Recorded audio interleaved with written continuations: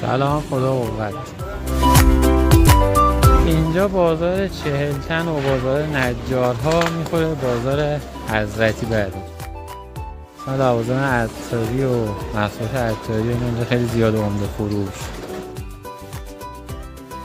لوازم آرایشی بهداشتی، کارهای اسباب بازی حراجی، کفش‌های حراجی، شکلات، لوازم آشپزخونه هم اینجا هست، سینی، کارهای مسی، دوباره عطاری و هم اینا عمده میفروشن هم خورده. لوازم آشپزخونه هم اینجا زیاده، بیشتر کارهای ارزونه.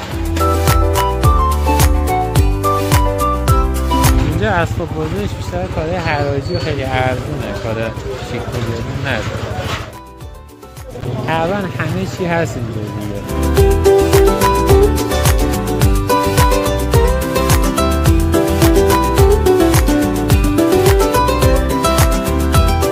لوازم برقی، چراغ قوه اینا زیاده، چتر، عینک آفتابی،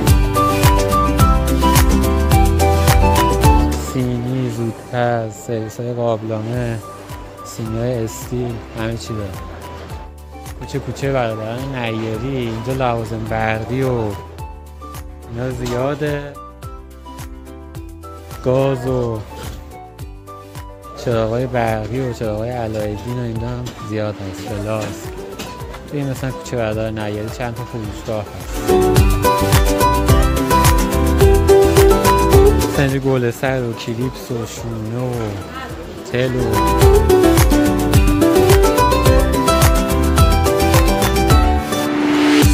اینجا اصلا کارهای حراجی و گوشتور و ملاقه و چیزا زیاد. اینجا کارهای خرازی مثلا خیلی زیاد داره.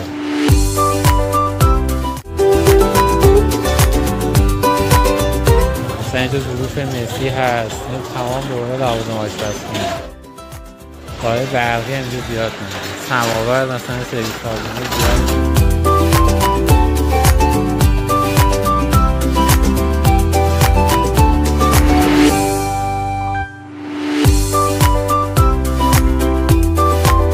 اینجا شهر مصر،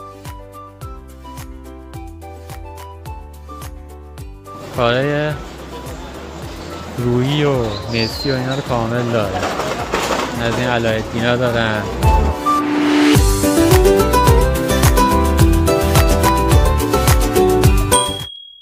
بازار بزرگ نه، جمعه ها تعطیله.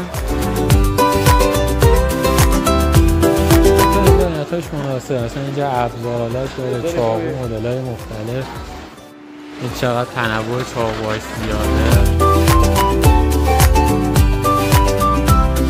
ابزارم زیاد داره. داخل مغازه ها نمیخوام میخوام محیط بازار رو بهتون نشون بدم.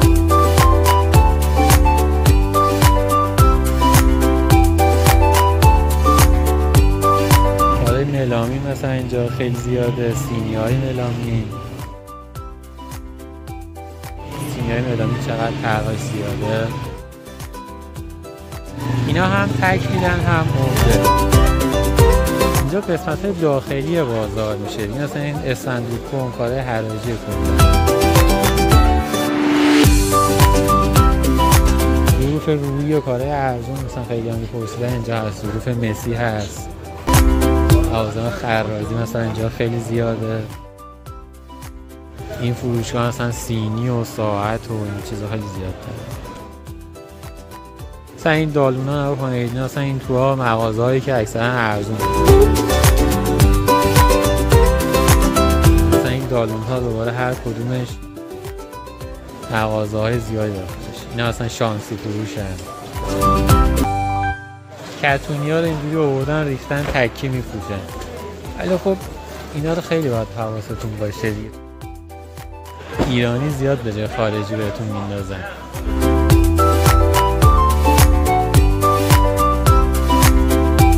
خب تنوع کاراشون زیاده، کار خارجی درجه 2 اینا هم داخلش زیاده.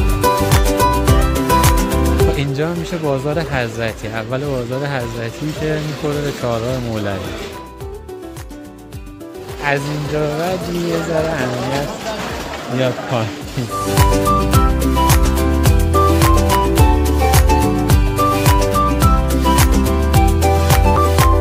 از فروش ها خیلی زیادن. مثلا این مغازه همه تکی فروشی دارن. این کتونی هایی که بهتون گفتم اینجا بره هر کدوم خواستی 270. بیشتر اینا بهشون میگن کتونی زرنگی.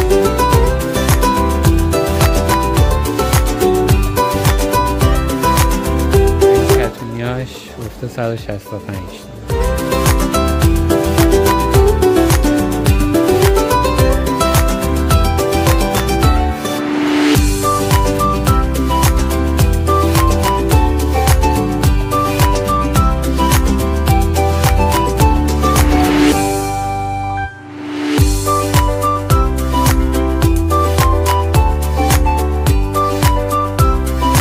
اینجا میخوره بورس بازار دخانیات و سیگار و قلیون و فندک مدل های مختلف و اینجا دوباره عطاری فروشه.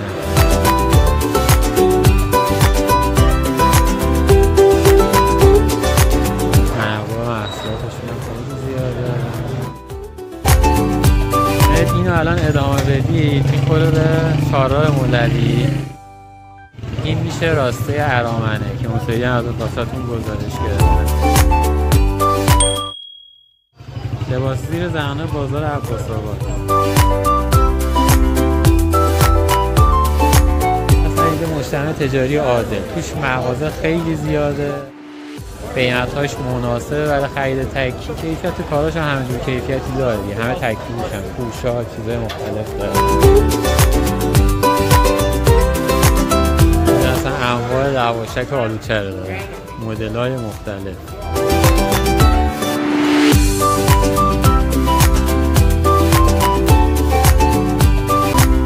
خیابون موسوی یا ارامنه شکلات های قدیمی که ما بزرگا داشتن اینجا خیلی زیاده.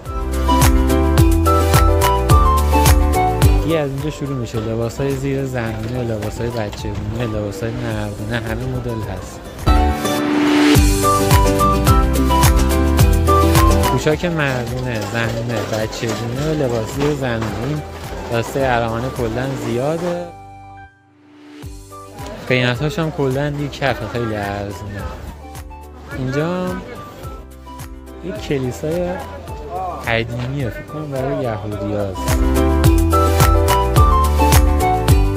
مثلا تو این کوچه ها همه پر تولیدیه. این همه این کوچه پس کوچه ها پر از تولیدیه. مثلا این پاساژ هست کلا کاری بچگونه داره.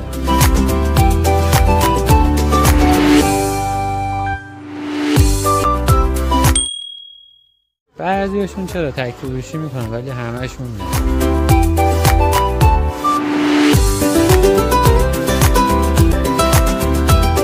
اینا اکثرا تولیدی هستند. تو همین کوچه پس کوچه هم که دارم نشونتون میدم، در هر خونه یا که بزنید توش چند تا تولیدیه. همین کوچه تا انتهایی که برید تمام این درها رو که بزنید همش تولیدیه. آپارتمان‌هایی که این دور و بر هست همه تولیدی هست. نزدیک مولوی میشه. لوازم آرایشی داره. خود راسته 15 خورده پاساژ صدف و داخل بازار یه سری راستا هستن که داره.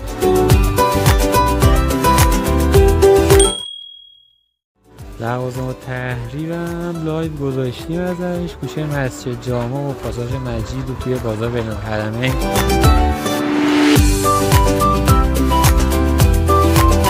پاساژ رضا تقریبا 4-5 طبقه هست. تنوع پوشاکش هم خیلی خوبه، قیمتاش هم معمولا مناسب.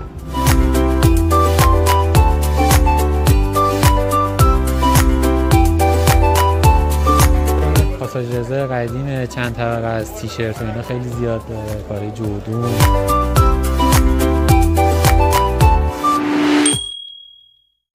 جوراب بازار عباس‌آباد زیاده، کوچه کربلایی ها، تو اون کوچه پس کوچه ها اشتهای بنبستش تولیده جوراب خیلی زیاده.